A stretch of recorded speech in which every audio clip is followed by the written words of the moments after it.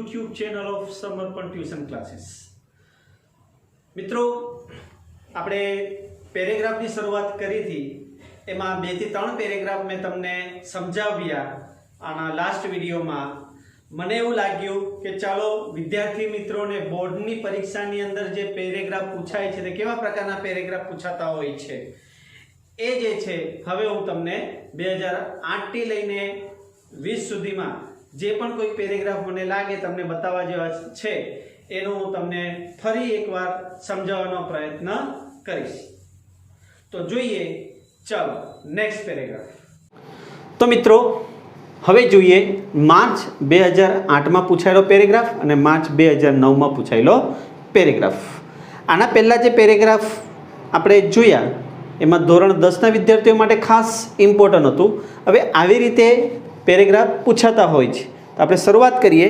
તમને કીધું તે મુજબ સૌથી પહેલાં જ્યારે પણ પેરેગ્રાફ આપ્યો હોય તો બોલનાર કરતાં અને સાંભળનાર કરતાં કોણ છે તે ઓળખી લેવાનું. અહીંયા કોણ છે? અહમદ. અહમદ એટલે હિમ આવશે અને પછી છે અહીંયા ઝારા. ઓકે, હવે પેરેગ્રાફને આપણે 1 by 1 જોઈશું. Ahmad, good morning Zara, how are you. અહીંયા વાક્ય પૂરું થાય છે, બરાબર. હવે જોઈએ અહમદ કોને કહે છે? ઝારાને. શું કહ્યું છે? Good morning. ગુડ મોર્નિંગ એટલે કયું આવશે? ઓપ્ટેટિવ સેન્ટેન્સીસ, શુભેચ્છાવાચક શબ્દો. તો શરૂઆત કરીશું. અહમદ, તો શુભેચ્છાવાચક શબ્દ માટે કયો રિપોર્ટિંગ વર્બ માટે વાપરીશું? Wished. Good morning. Ahmad wish good morning to Zara. હવે પછી શું છે? How are you. પછી તરત શું કર્યું? પ્રશ્ન પૂછ્યું. એટલે એન્ડ આસ્ક્ડ. વાક્યની શરૂઆત શાનાથી થઈ? હાઉથી થઈ. તો આપણે કન્જક્શન તરીકે શું લઈશું? હાઉ. આર યુ એટલે યુ જે છે તે આરની જગ્યાએ જતું રહેશે ને આર જે છે તે યુની જગ્યાએ જતું રહેશે. યુ એટલે કોણ? ઝારા. ઝારા એટલે સી. એમિઝારનો વોઝ વેર. તો અહીંયા સી છે એટલે શું આવશે? સી સાથે વોઝ. તો આ વાક્ય ક્લિયર મિત્રો? હવે જુઓ, ઝારા નોટ વેરી વેલ. સવાલ શું હતો? હાઉ આર યુ, કેમ છો? એણે કીધું સારું નથી, બરાબર છે. હવે અહીંયા જે છે નોટ વેરી ફાઇન છે, પરંતુ સવાલ આપણે પૂરેપૂરો આપ્યો કે ભાઈ હાઉ સી વોઝ. તો વાક્યની શરૂઆત કઈ રીતે કરશું? હવે ઝારાએ અહીંયા શું છે? જવાબ આપ્યો છે. તો તમે લખી શકો ઝારા ટોલ્ડ. જો ટોલ્ડ ન લખવું હોય તો લખવાનું રિપ્લાઇડ ટુ અહમદ ધેટ. શું સવાલ હતો? How she was. તો અહીંયા નોટ વેરી ફાઇન છે, તો આપણે પૂરેપૂરો જવાબ શું આપશું? She was not very fine. Not very fine શું થઈ ગયું? She was not very fine. ભાઈ તેણીને સારું હતું નહીં. હવે અહમદે શું કર્યું? ક્વેશ્ચન માર્ક છે, પ્રશ્ન પૂછ્યો. What happen, can I help you. એટલે કે એક વાક્યની અંદર 2 વાર પ્રશ્ન પૂછવામાં આવેલો છે. કોણ પ્રશ્ન પૂછે છે? અહમદ. તો આપણે શું લખીશું અહીંયા? અહમદ આસ્ક કોને? ઝારા. થઈ ગયું. હવે જુઓ WH થી શરૂઆત થઈ છે એટલે કન્જક્શન તરીકે શું આવશે? WH જ આવશે. વોટ. અહીંયા હેપન્ડ છે એટલે પાસ્ટ ટેન્સ છે, પ્રેઝન્ટનું પાસ્ટ અને પાસ્ટનું પાસ્ટ પરફેક્ટ. તો what had happen.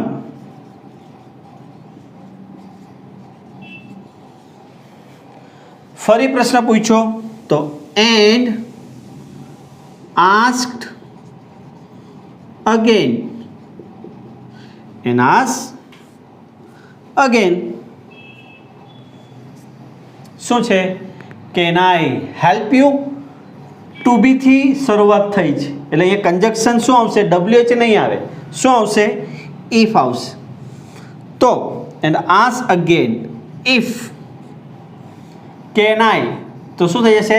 I can. આઈ એટલે કોણ? અહમદ. બરાબર, અહમદ એટલે હી. કેનનું થઈ જશે કુડ. હેલ્પનું હેલ્પ જ. હવે અહીંયા હેલ્પનું હેલ્પ નહીં થાય, હેલ્પ જ રહેશે. કેમ? કારણ કે મોડલ ઓક્ઝિલરીઝ છે. બરાબર, કેન, કુડ, મે, માઇટ એ હોય તો ત્યાર પછી ક્રિયાપદનું મૂળ રૂપ જ આવે યુ. હવે જુઓ મિત્રો, અહીંયા યુ જે છે તે વાક્યના અંતે છે એટલે કર્મ તરીકે કામ કર્યું છે. યુ એટલે કોણ? ઝારા. ઝારા એટલે હર. ક્લિયર મિત્રો? હવે છે Zara, I have got test tomorrow and I can't understand grammar topics. બરાબર છે, તો ટુમોરોનું તમને ખબર જ છે, ટુમોરોનું શું થઈ જશે? The next day. હવે આ જવાબ કોણ આપે છે? ઝારા આપે છે. કોને આપે છે? અહમદને આપે છે. તો આપણે શું લખીશું? ઝારા ટોલ્ડ. જો તમારે ટોલ્ડ નહીં લખવું હોય તો શું લખી શકીએ આપણે? Replied to. ઝારા ટોલ્ડ અથવા replied to Ahmed that I એટલે કોણ? ઝારા. તો આઈનું ઝારાનું શું થશે? સી. હેવનું had. She had got taste the next day and આઈનું શું થશે? ઝારા એટલે સી. હવે જો મિત્રો, કાંડ છે તો કેનનું ભૂતકાળ કુડ, તો કુડન્ટ. અન્ડરસ્ટેન્ડ બેઠું લખી દો, પછી understand grammar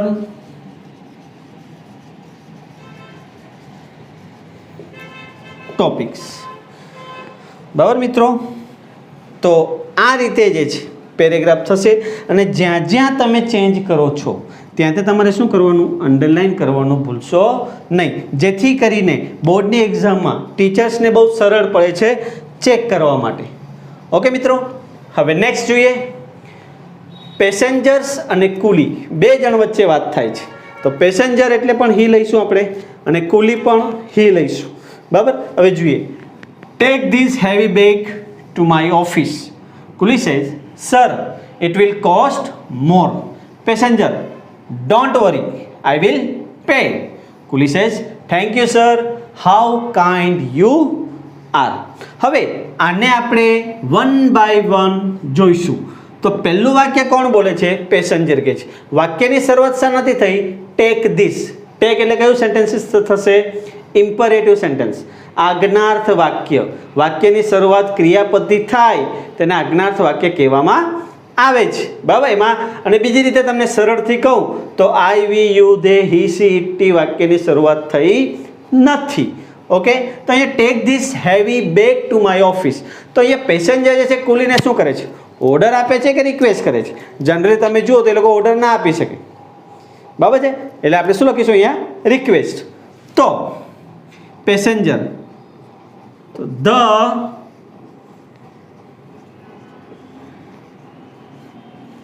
passenger requested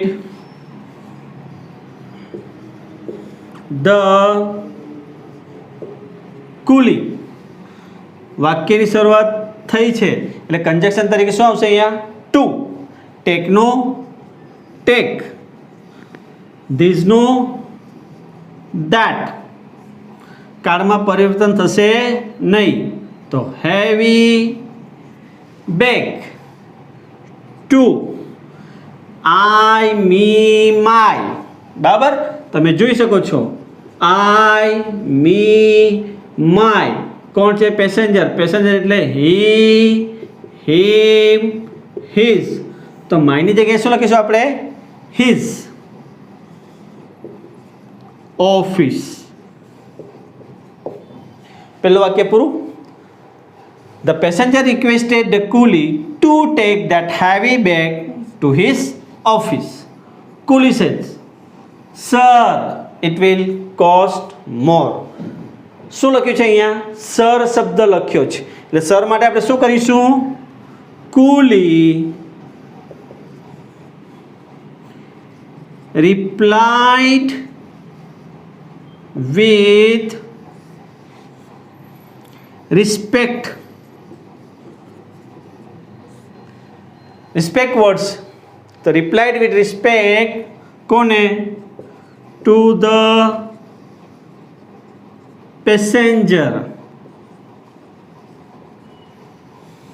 that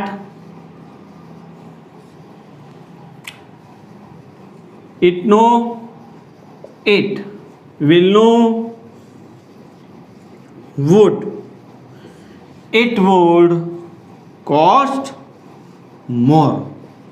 તો મિત્રો આ પેરેગ્રાફમાં તમે જોઈ શકો છો કે સર માટે આપણે શું લખ્યું? રિપ્લાઇડ વિથ રિસ્પેક્ટ, બરાબર છે. અને ડિયર શબ્દ રહેતે તો આપણે શું લખતે? Respect with love. આ ખાસ યાદ રાખજો. એટલે સર શબ્દ નથી લખવાનો, પણ સરની જગ્યાએ આપણે રિપ્લાઇડ વિથ રિસ્પેક્ટ લખવાનું છે. પેસેન્જર સેઝ ડોન્ટ વરી, ચિંતા કરવાની જરૂર નથી. ફરી વાર શું આવ્યું? આજ્ઞાર્થ વાક્ય આવ્યું. હવે ડોન્ટ વરી, જો તમને ભાવાર્થ સ્પષ્ટ ન હોય ઇમ્પરેટિવ સેન્ટેન્સની અંદર, તો તમે આસ અથવા ટોલ્ડ લખી શકો છો. તો અહીંયા પેસેન્જર કઈ છે? તો પેસેન્જર આસ કોને? The Quli. કુલી નેગેટિવ છે, ડોન્ટ વરી એટલે ડુ ડઝ કે ડીડ નીકળી જાય. તો અખિલ અહીંયા લખીશું not to worry. Not to worry full point આવી ગયો, બરાબર છે. પછી આઈ વિલ પે ઇટ, તો આપણે લખીશું એન્ડ એડેડ ધેટ. આઈ એટલે કોણ? પેસેન્જર, એટલે હી. વિલનું થઈ જશે વુડ. હી વુડ પેનું પે ઇટ. હવે પેનું પે કેમ થશે? કારણ કે વુડ છે. કુડ, વુડ, મે, માઇટ પછી ક્રિયાપદનું મૂળ રૂપ આવે. Coolie thank you sir, how kind you are. હવે જુઓ, અહીં એક તો થેન્ક યુ કીધું છે, એટલે કે તમારે શુભેચ્છાવાચક શબ્દ છે, અને બીજું હાઉ કાઇન્ડ યુ આર ઉદ્ગારવાચક ચિહ્ન છે, એક્સક્લેમેટરી સેન્ટેન્સ. તો સૌથી પહેલા થેન્કનું શું થશે? કુલી thanked the passenger and how kind you are. એટલે શું આવશે? and exclaimed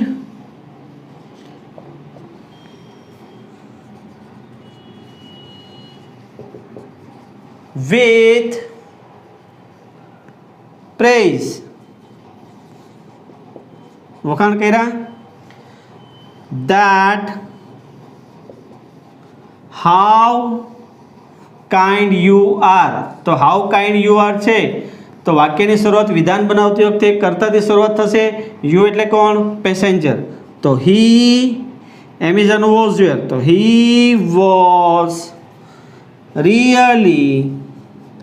જો મિત્રો, હાઉ કાઇન્ડ યુ આર, તો વાક્યની શરૂઆત કરતાથી થશે, એટલે યુનું હી, આનું વોઝ એટલે અહીં પૂરું થયું, એટલે અહીંયા આવશું. તો હાઉની જગ્યાએ શું લખીશું આપણે?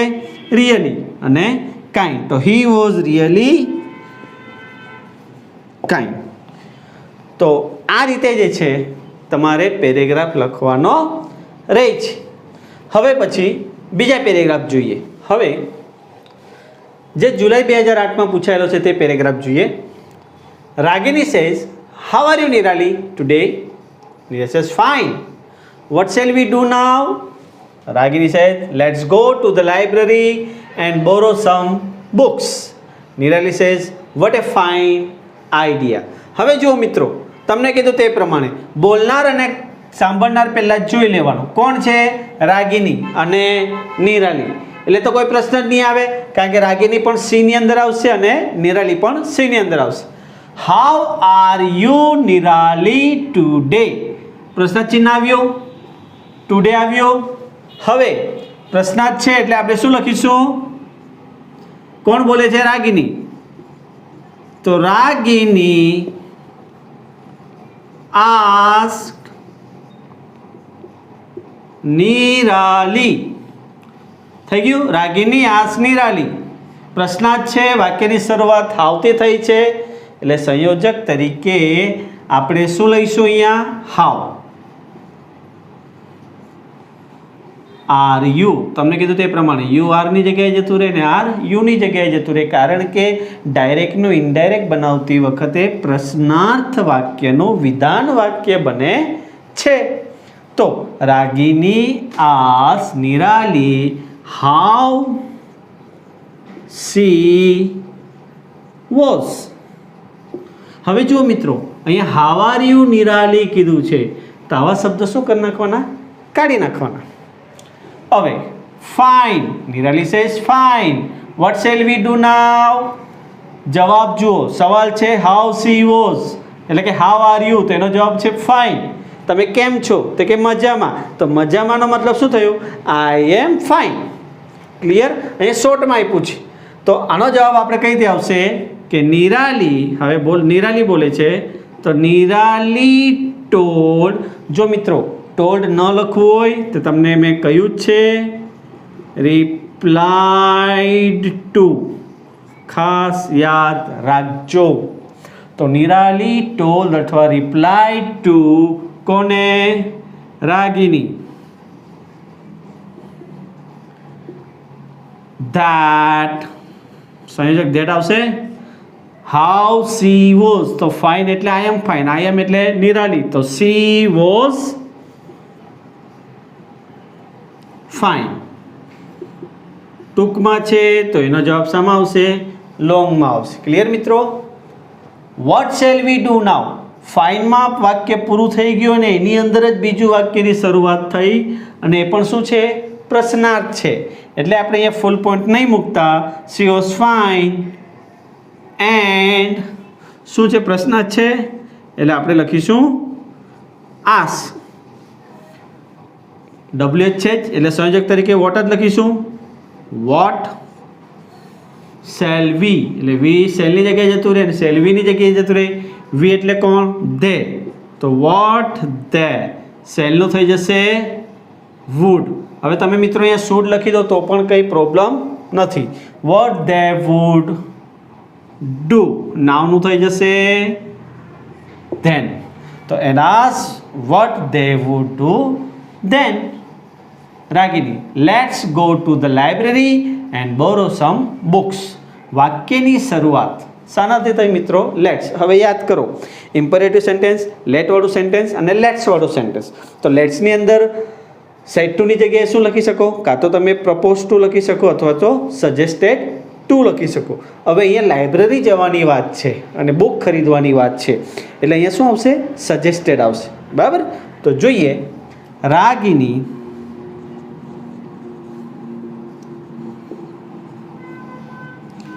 suggested to Nirali. Ragini suggests to Nirali that let's શું થાય છે? they should go to the library. Go to the library and બેઠું જ આવી જશે મિત્રો, કાળમાં પરિવર્તન થશે નહીં. બોરો સમ બુક્સ. નિરાલી, વટ એ ફાઇન આઈડિયા. એક્સક્લેમેટરી સેન્ટેન્સ આવ્યું. બરાબર? એક્સક્લેમેટરી સેન્ટેન્સની અંદર પાછું વોટ અને હાઉ એ બેનું તમારે શું કરવું પડે? વિધાન વાક્યમાં ફેરવવું પડે. તો પહેલાં જોઈએ કે વોટ એ ફાઇન આઈડિયા એટલે શું હશે? એક્સક્લેમ તો લખવાનું, પણ એક્સક્લેમ સાથે સરપ્રાઈઝ. તો નિરાલી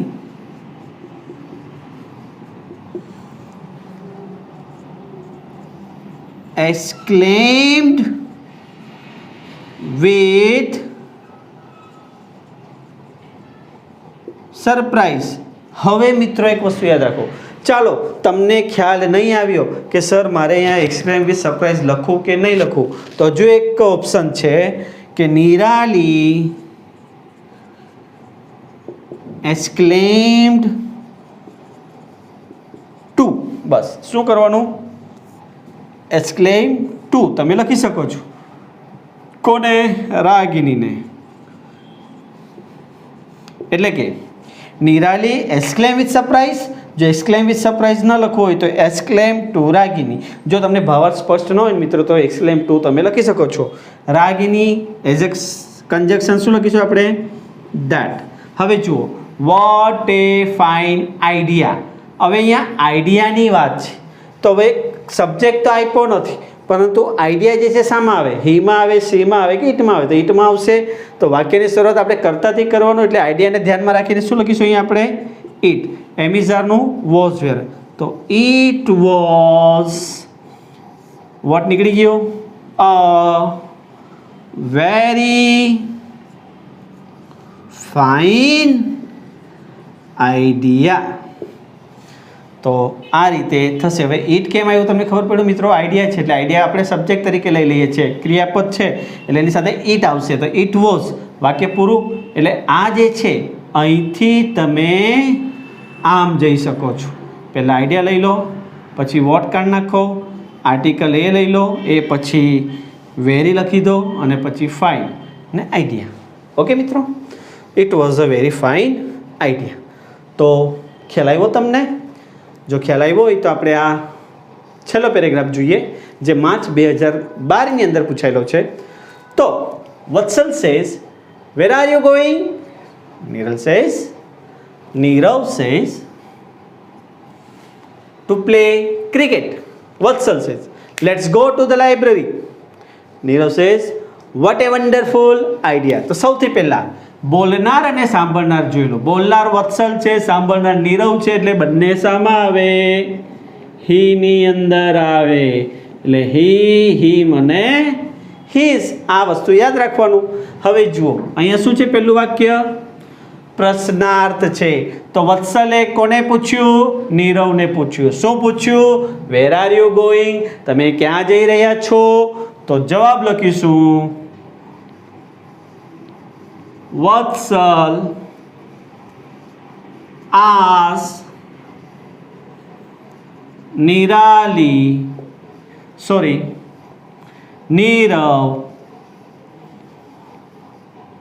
વેરનું સંયોજક વેરનું વેર જ લખાશે. તો વત્સલ આસ નિરાલી વેર આર યુ એટલે યુ આર. તો યુ એટલે કોણ? નીરવ એટલે હી. વેર હી એમિઝાનું વોઝ વેર. તો વેર હી વોઝ ગોઈંગ. સવાલ શું હતો? વેર આર યુ ગોઈંગ? જવાબ છે two play cricket. That's means Nirav says that I am going to play cricket. અધૂરું છે એટલે એને આપણે પૂરું કરવું પડે. તો નીરવ ટોલ્ડ અથવા તો reply to Vatsal that to play cricket. કોણ? he was going. તો he was going to play cricket. ખ્યાલ આવ્યો મિત્રો? હવે જુઓ Vatsal let's go to the library. ફરી એકવાર અહીં શું છે? લેટ્સ વાળું વાક્ય છે. તો લેટ્સ વાળું વાક્ય આવે એટલે શું લખીશું? કાં તો પ્રપોઝ ટુ કાં તો સજેસ્ટેડ ટુ. હવે અહીંયા લાઇબ્રેરી જવાની વાત છે એટલે ઓબ્વિયસલી પ્રપોઝ ટુ તો હોય નહીં, સૂચન જ હોય. હવે પ્રપોઝ અને સજેસ્ટેડને એક વસ્તુ જો મારા વિચારો મુજબ તમને કહું તો જે વસ્તુમાં તમને ખરેખર બહુ ખુશી થાય, આનંદ થાય, એને પ્રપોઝ કહેવાય છે. મિત્રો બીજું ન સમજતા, બરાબર? ચાલો પાણીપુરી ખાવા જઈએ, તો જો મોઢામાં પાણી આવી ગયું કે નહીં, તો એ શું થયો? આનંદ થયો. તો ત્યાં તમે પ્રપોઝ કરી શકો છો. પણ સજેસ્ટેડ, સૂચન, ઓકે? તો વત્સલ, વત્સલ શું લખીશું આપણે? Suggested two Nirav. Vatsal suggested to Nirav that let's એટલે શું લખીશું અહીંયા? They should go to the library.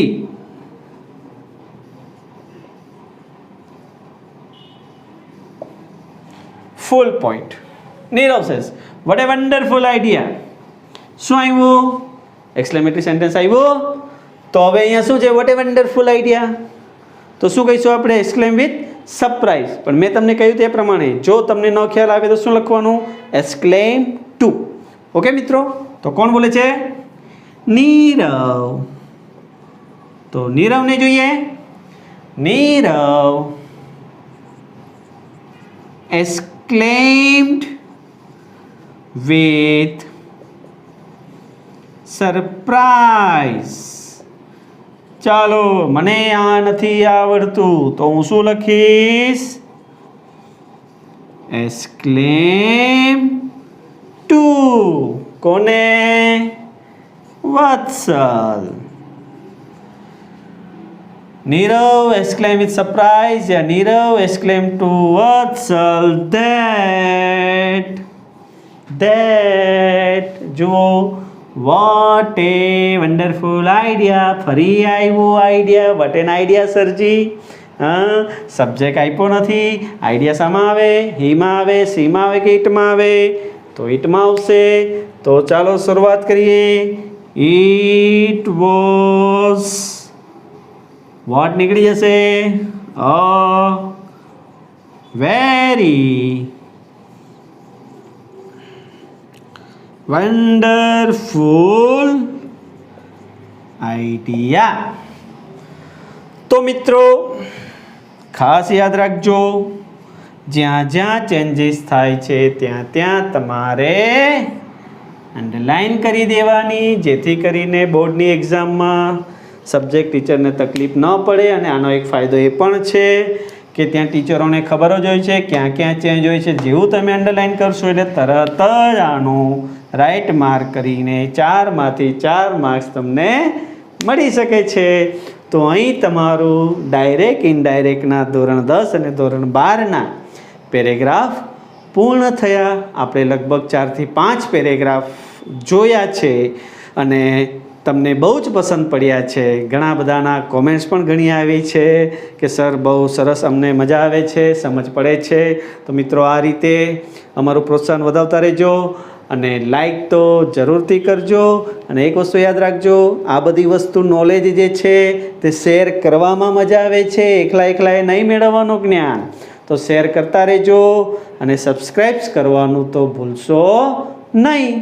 અને છેલ્લે આ જે છે તમારી નોટબુકની અંદર તમે ખાસ લખી લેજો અને ડિસ્ક્રિપ્શન બોક્સની અંદર તમને 1 થી 50 જેટલા પેરેગ્રાફો જે છે આપવામાં આવશે. એકને એક દિવસે બધા પૂરા કરવાના નથી.